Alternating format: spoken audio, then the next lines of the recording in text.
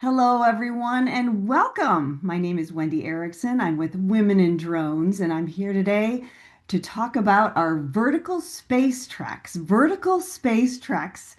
And I have three guests who are going to talk about the experiences they have ready and waiting for you, adventurous treks with Women in Drones and vertical space treks. And my three guests today, welcome to Desi Drone Diva Desi Ekstein.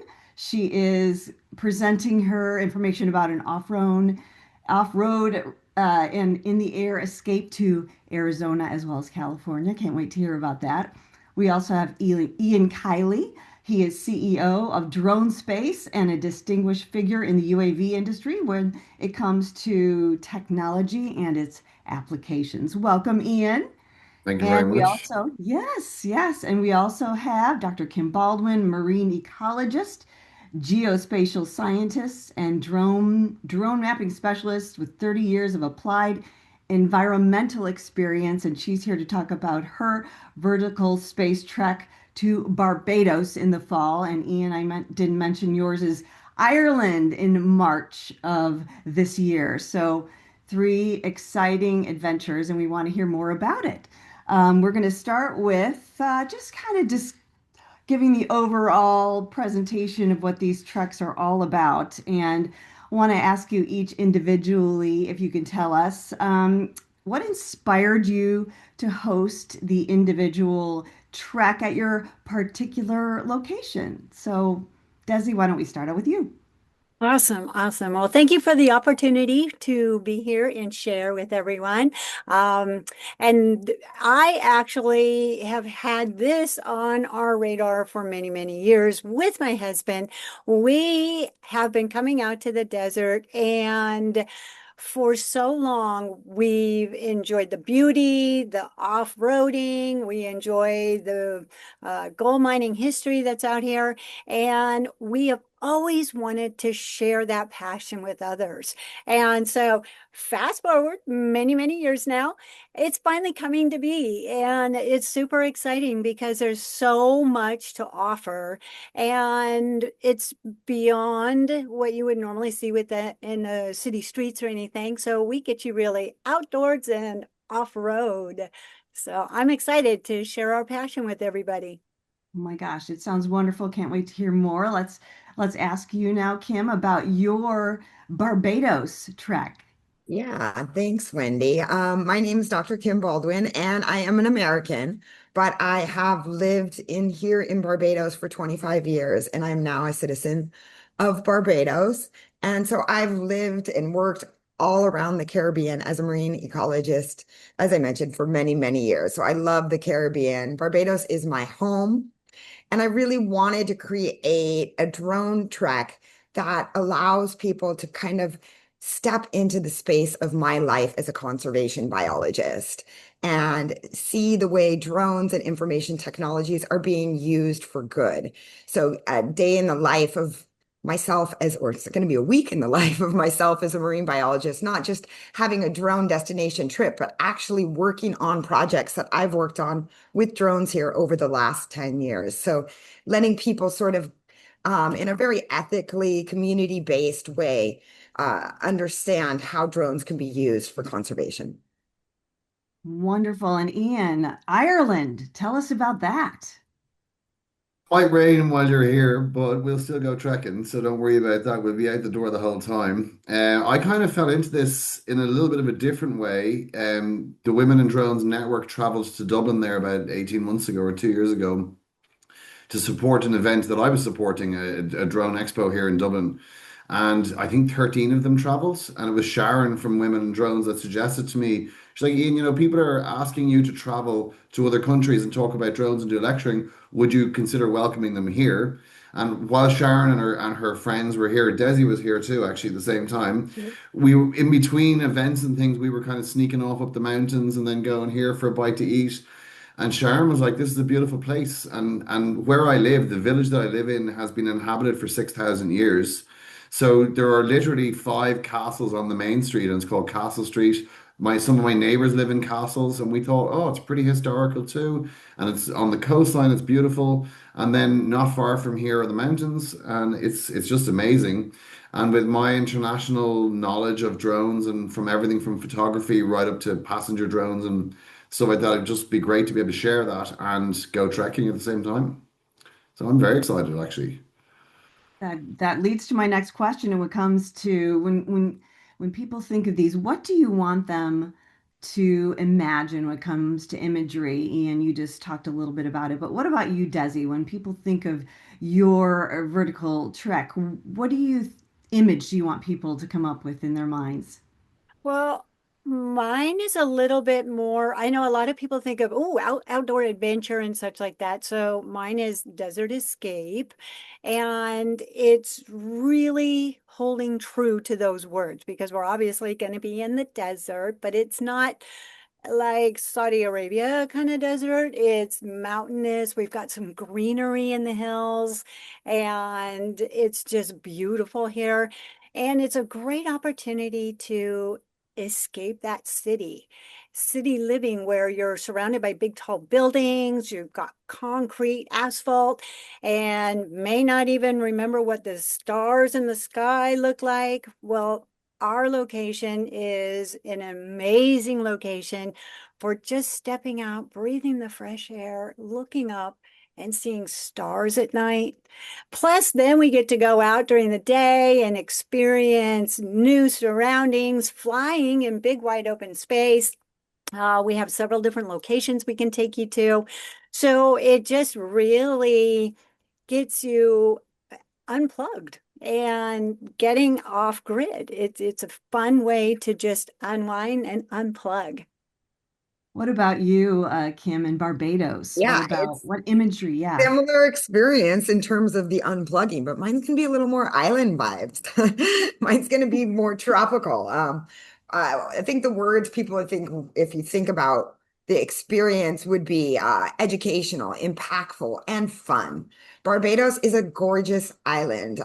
It would be my pleasure to be able to share my last 25 years of experience working, living in this country, the culture, the history and the beauty of Barbados. So just think conservation from coastlines to countryside. I've worked on reef mapping, like you can see in the back, to sustainable agriculture, to sea turtles, conservation, and the island's really small. So to drive anywhere in this island is 45-minute drive. So each day of this trek, we're going to be exploring different coasts, different applications, working with different community groups, and living the island life, eating fresh food, local experience. It's going to be great. And All right. flying drones, capturing Flying. amazing footage is very easy to do, with colors like this in the background. That goes without saying. Oh my goodness. Well, and that brings me to my next question when it comes to, I mean, we're hearing it a little bit about the different, I guess you'd call it rhythms of your different treks. Kind of describe, I hear words like adventurous but give us a little more about that, Desi. So for my trek, it's where you would come here and experience the kind of like camping. The way that we have it outlined is it's several days. And we each day have different things in mind as far as taking you out into the desert via an off-road vehicle, which is fun in itself, and being able to explore the mining history that's out there. There's a lot of gold mining history, and this part of this trek that we have is also with my husband, who is extremely knowledgeable when it comes to knowing the surrounding terrain. Why would they mine somewhere? So it's really educational that way. And then seeing just remnants of what used to be. There's a lot of different things in the desert, like I call them rustic relics. And he's very knowledgeable, saying, okay, this was put here in the late 1800s and such like that. And then we'll off-road to another location. And one of our big highlights is going to Swansea. And that is an old ghost town. And it's not your traditional ghost town like the wood buildings and shoot out at the OK Corral. It's more like a actual working environment that they had where they were doing the smelting of ore, and there's a whole history there about Kaiser and the train track coming in and everything. So you get to experience that and fly with your drone in areas like that from above. There's nothing like, as we know as drone pilots, seeing that higher perspective and being able to capture that because you don't see that from the road, right? So that would be my rhythm, is get out there and experience it. That sounds fantastic. And now, Ian, you talked a little bit about the fact that you're going to be getting people out there and you're going to do some hiking in Ireland, huh? We're gonna do some hiking now. The plan is when we get each group a couple of weeks before, I want to try and chat with them and get a feeling for what each person's interests are. And then whilst we have a really good framework, but if there's a particular historical site somebody wants to go to, we can go hike it. And when we get there, you can fly your drone. We can use my insurance. We'll get everybody registered here in Europe. And then when the registration happens, they can bring that anywhere in Europe. So there's a lot of benefits to the getting out and about, but there's loads of drone stuff going as well. And then like just the ambience of Ireland. There's just the people here are so relaxed and fun. Now I won't be that relaxed when I'm getting you up at 8 in the morning to go climb a mountain, but you'll be all right by the afternoon. So I think the first part of the trek will be something fairly kind of tame, just to kind of gauge everybody, and then after that, I'll start cracking the whip. I want to get out and about, and I think people are interested in Ireland in general. I know I am, but I'm also I interested in actually want to Barbados. go see Kim in Barbados. I haven't been there I I know, haven't been I there in know. 2 years. That sounds amazing. Yeah, It does. so when Desi, when you were talking, I was thinking also maybe a little dirt involved, but Kim, I'm thinking there's that blue water involved in Barbados. But what about your rhythm for your Well, trip? my rhythm really is this whole trek is going to be founded on my participatory UAS, my participatory drone approach. This is drones for good. This is an ethos. This is sort of the ethical foundation of what I do for work, but that's going to be intermingled in this trek. So it's really this approach that merges science, technology, and widespread collaboration. So participants are not, it's not a drone mapping training class per se. We will be going out and doing drone mapping, maybe thermal mapping at night with the Sea Turtle Project, or there's a long pond, a conservation area I've been working with mapping for years, and hear about the conservation problems and how drones are being used. There will also be all types of opportunities to capture content and do environmental storytelling.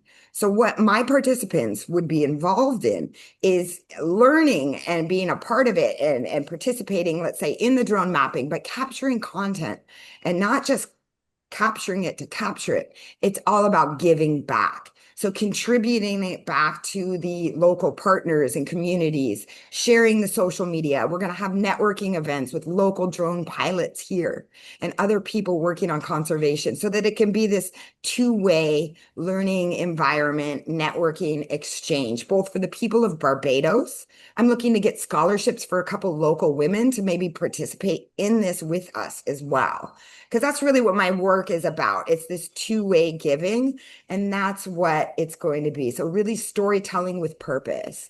So I've already said as part of my trek, we're giving everything back to everybody and cross tagging and sharing and getting people really excited about the people that are coming on the trek, but vice versa, the people here getting this exposure to get to know us from around the world. So I'm really excited. I'm hearing a common theme from all of you when it comes to these adventures, these treks, but learning, as Kim was just saying. Um, let's expand on that a little bit more about what your guests who come on this trip will learn. A little bit different in each case, but Desi, what about your off-roading trek? Okay, well, first, before we do that, I would love to say Boy, Kim, it sounds so fun. I love that.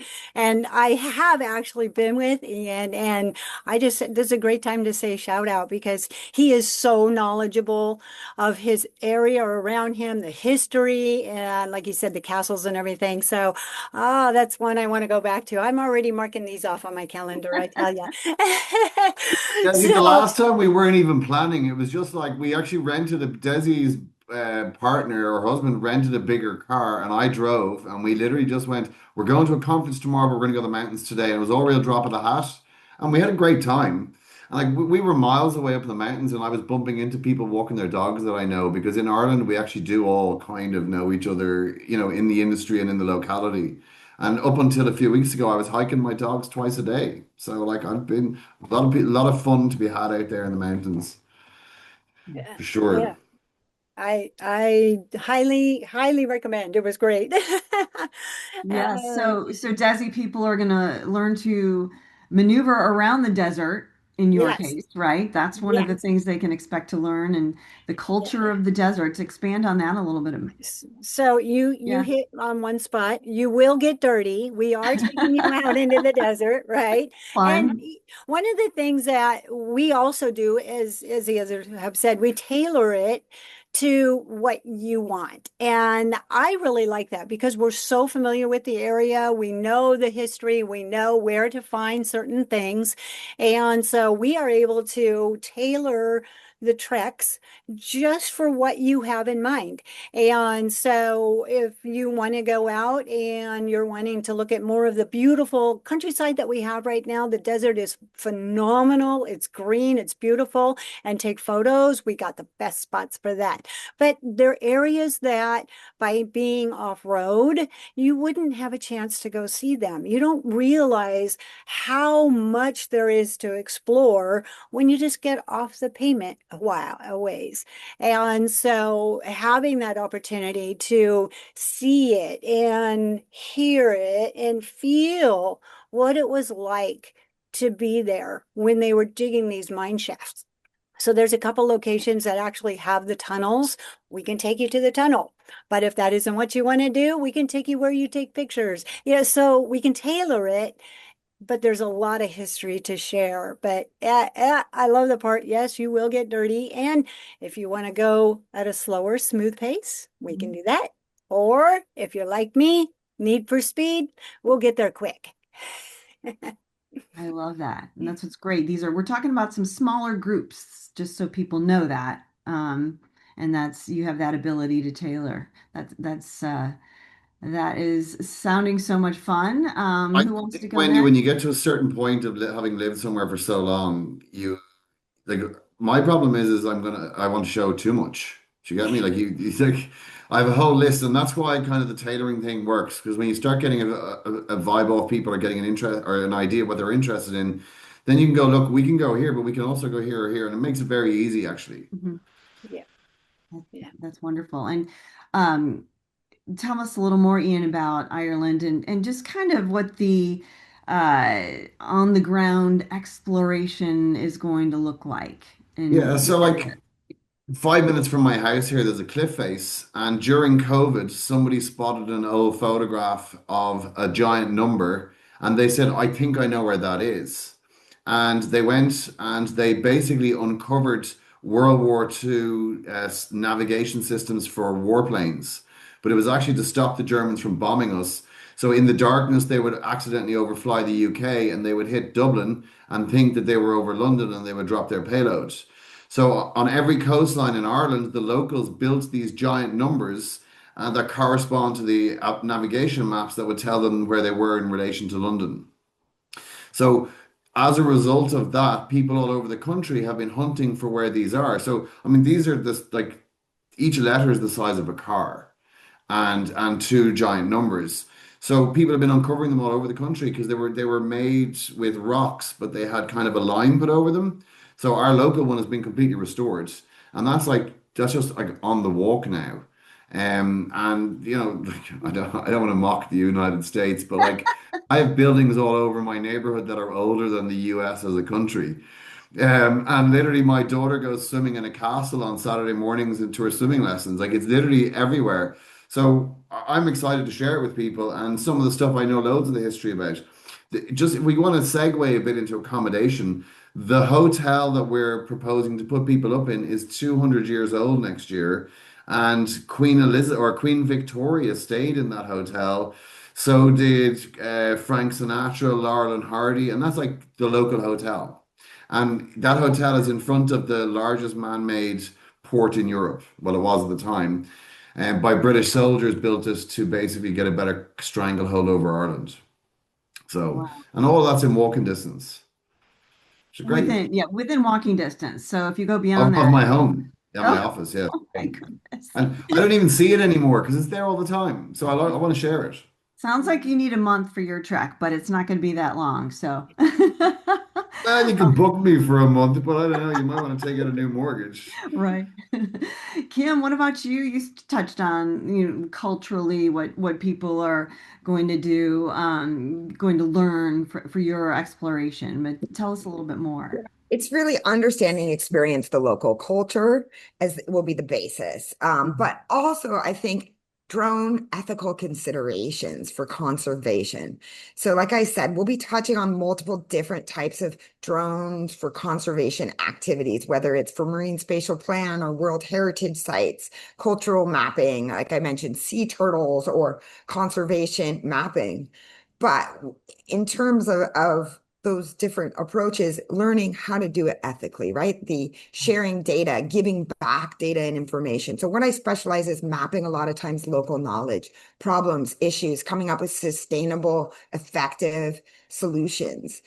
So really having people learn alongside of, like I said, it's not a technical training class per se, but going out and watching it and learning it and seeing what's involved in the process. And I think the other huge thing is they will be learning environmental storytelling. And so capturing photos and videos will be a big part. The average person I see taking this trek will be somebody that obviously is environmentally minded, but maybe just drone professionals or photographers or somebody that's just curious about drones and photography, whether they have a drone or not.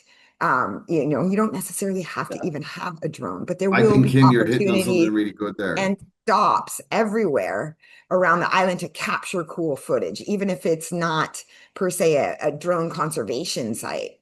But Hmm. everything in Barbados, like as Ian is saying, is walkable. The West Coast where the Trek base, let's say where our accommodations will be, is a small walkable community. As I mentioned, it's not going to be far. We're going to have transportation, a van that we have rented to get us around the island. So it will be really, it's a well thought, small group uh, excursion that's really a truly sustainable tourism experience, right? Local culture, local food, which is amazing, and really that chance to interact with partners and people and organizations here in Barbados on the ground in a way that you could never get as a tourist coming here on your own. And mention a little bit about your accommodations. Ian touched on his, people want to know, am I going to be comfortable there? Where am I going to be staying? Give us a little bit of that, all of you. You're asking me or Ian? Yeah, well, Ian mentioned his Oh, you accommodations. want me to Yeah, mention mine?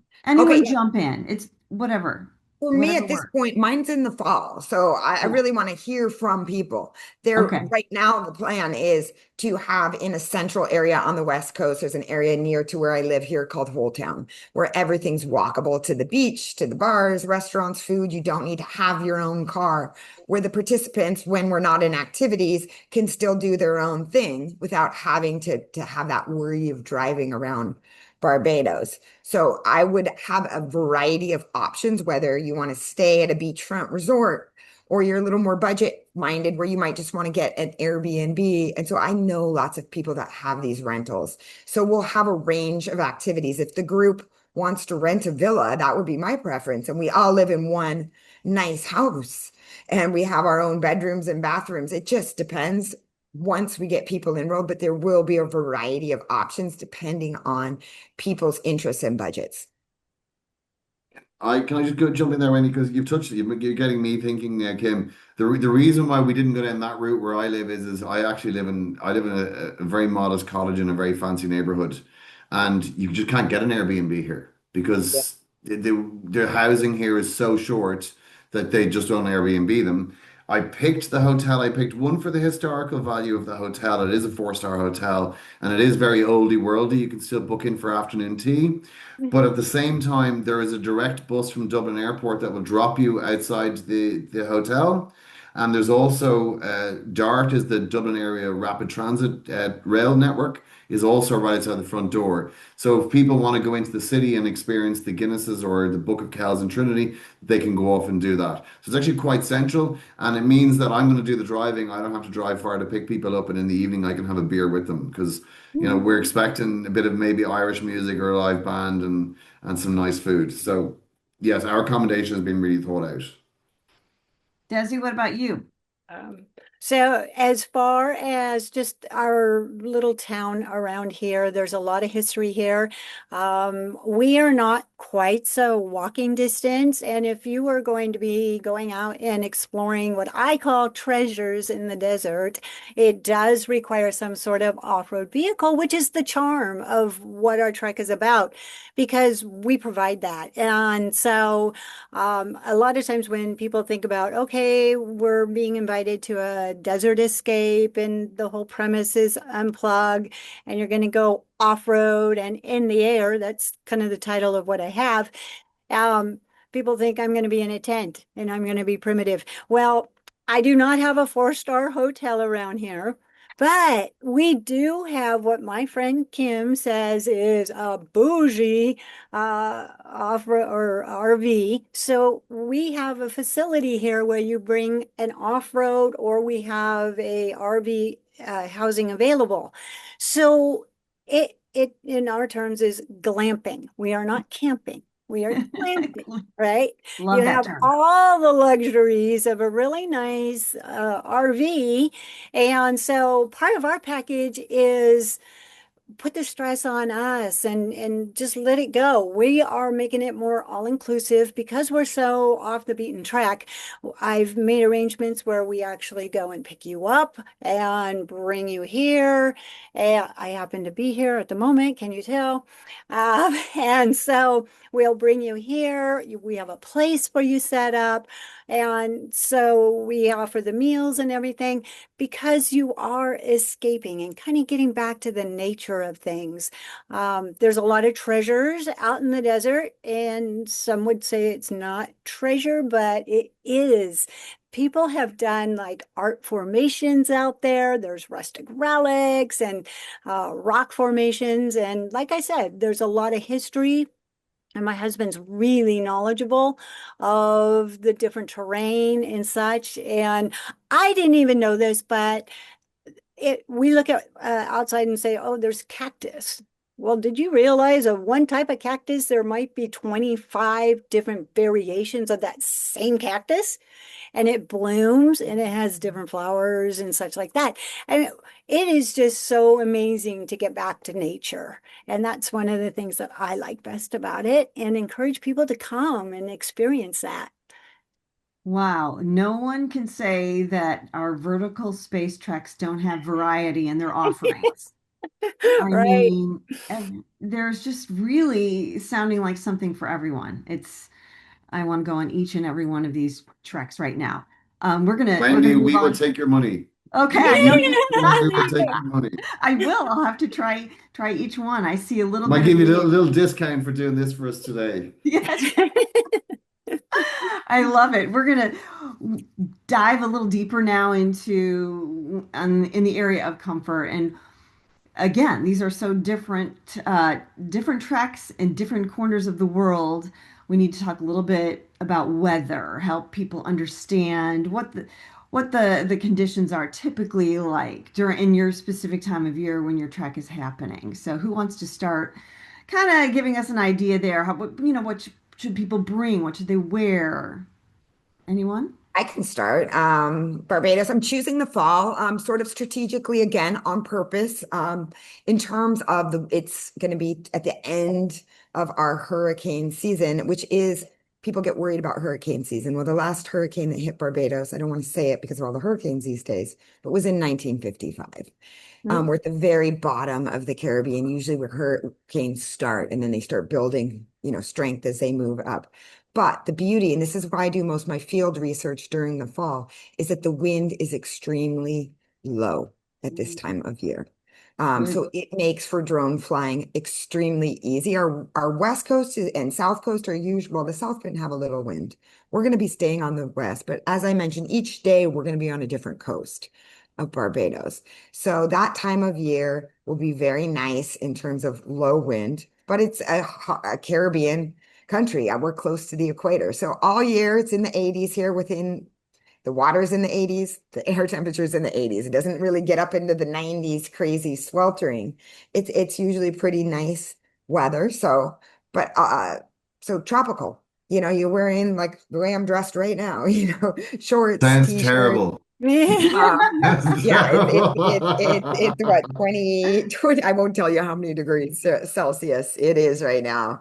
In the 80s all year though. What is it in Celsius? About Make me sick. 28, 27. If it was 27 or 28 in the peak of summer in Ireland, we actually would have a drought because we've no storage. I'm not joking. After 2 or 3 weeks, we would have hosepipe bans because we've no storage of water. We have so much of it. Oh So if we wow. have a summer of 28 degrees, like literally the whole country shuts down and everybody takes off work and goes and sits at the beach. Wow. Yeah, we'll be So sitting on the jealous. beach. We'll have some time for that in my trek too. I definitely have some time for relaxing, but I've designed this to be really accessible because I'm seeing the people coming on my trip is just being conservation focused drone enthusiasts, right? So it's going to be very walkable. We're not doing crazy treks. Barbados, the highest mountain is 750 meters above sea level.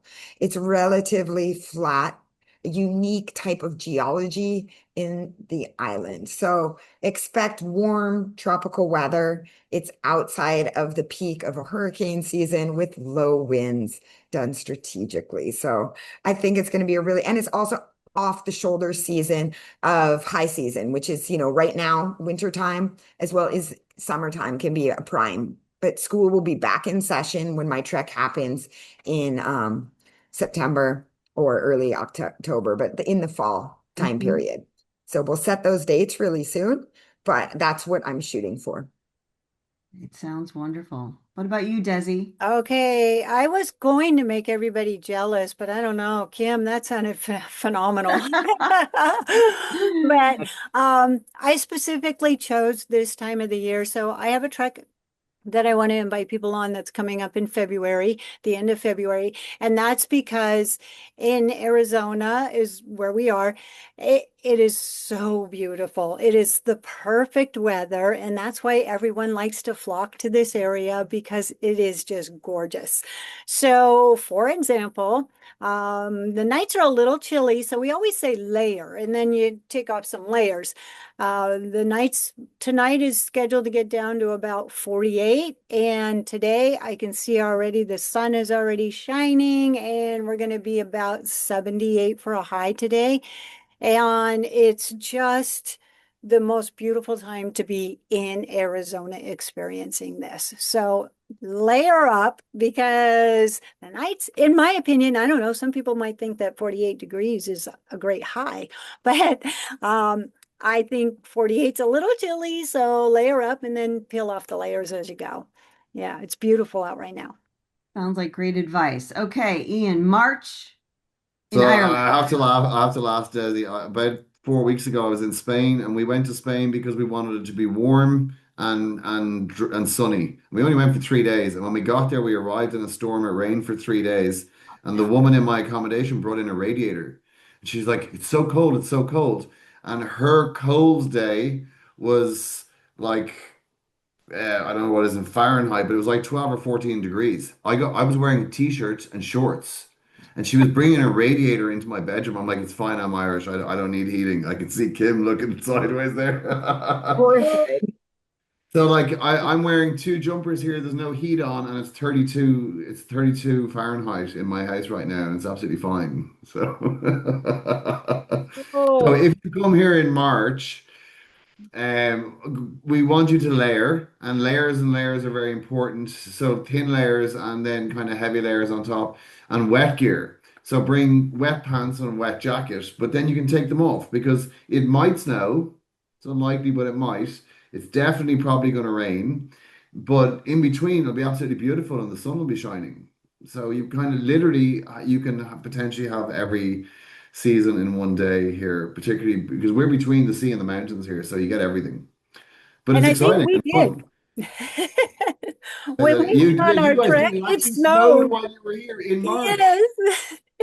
Uh, it, wa- Wendy, it was probably the first time I'd worn dress shoes in a year because I was moderating that conference, and I get literally we're driving to the conference at 7 a.m. and it starts snowing, and it hadn't snowed in a year. Oh, Yeah. So you just don't know in March in Ireland. yeah. So Yeah. woolly hat and gloves, and then layers. And I have spare clothing. I like some people will show up. We were testing navigation systems on drones for the European Space Agency here in Dublin a couple of years ago. And it was in March, and all these French people came, and I kept saying, they're like, no, no, we know what cold is. We know what cold is. And I had brought half of my wardrobe to the office, and I was handing out jumpers and coats to everybody because they hadn't prepared it in any way, shape, or form. So So we won't see you. you never know what you're going to get. Layers, You except for never in know. Barbados. That's what I'm Yeah. getting from this.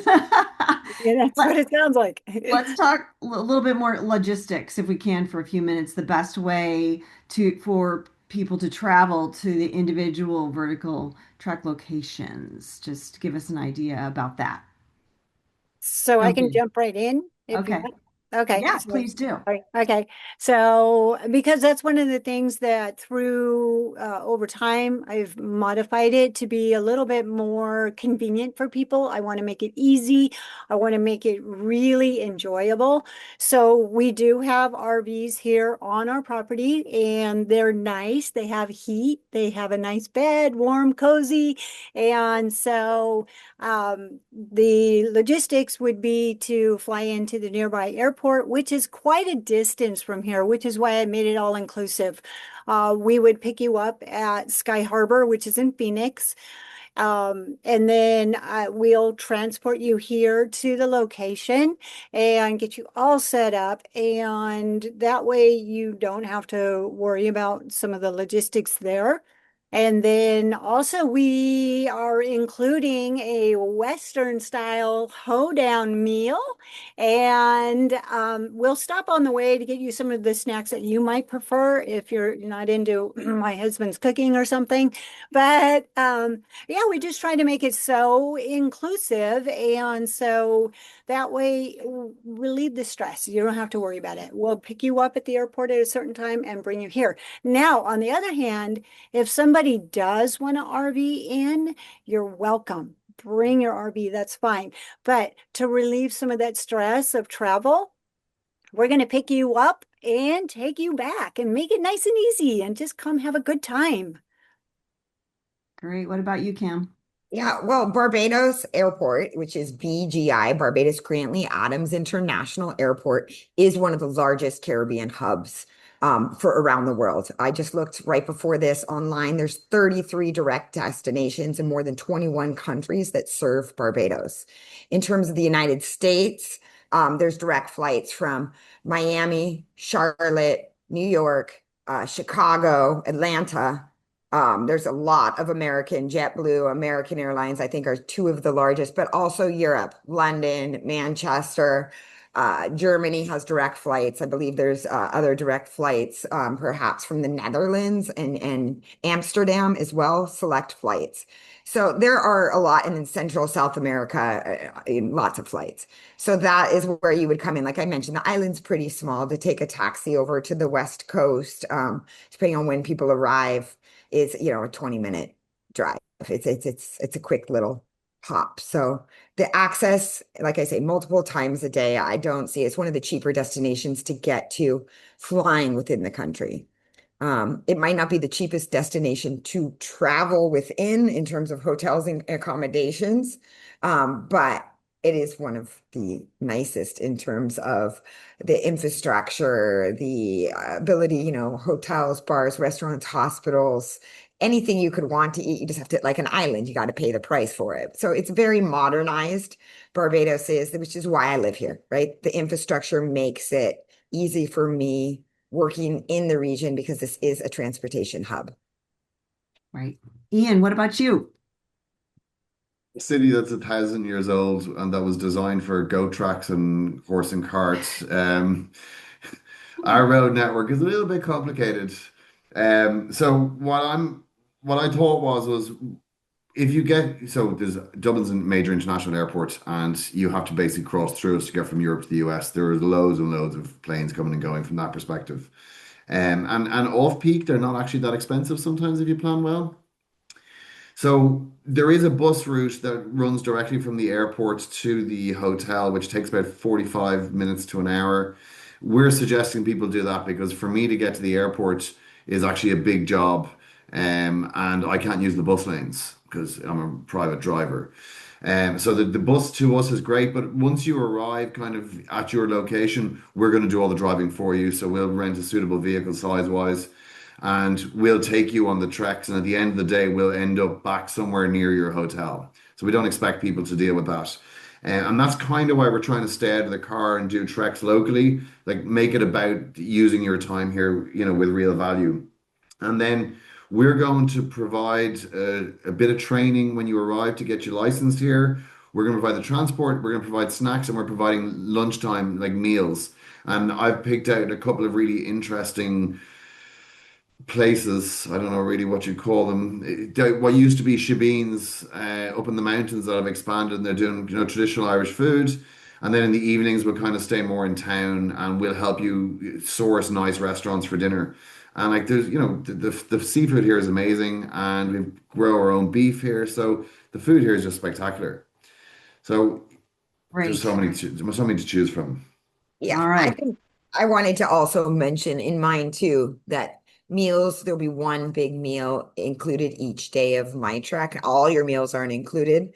But again, if you're on your hotel, I'd assume you kind of do your breakfast on your own and either lunch or dinner, depending on the activities of that day, would be included. And just as Ian mentioned, some other requirement for Barbados, if you're flying drones, is we will have a pre-trip training orientation day that will be mandatory so that you can Yeah. get your license. So I will help. It's very difficult to get a drone license in Barbados, but I will help facilitate that process. And as long as you have a international drone license, you will be able to get your own license here in Barbados, which I would facilitate. And if you don't, that is fine. You can still fly under my drone license alongside me as your instructor.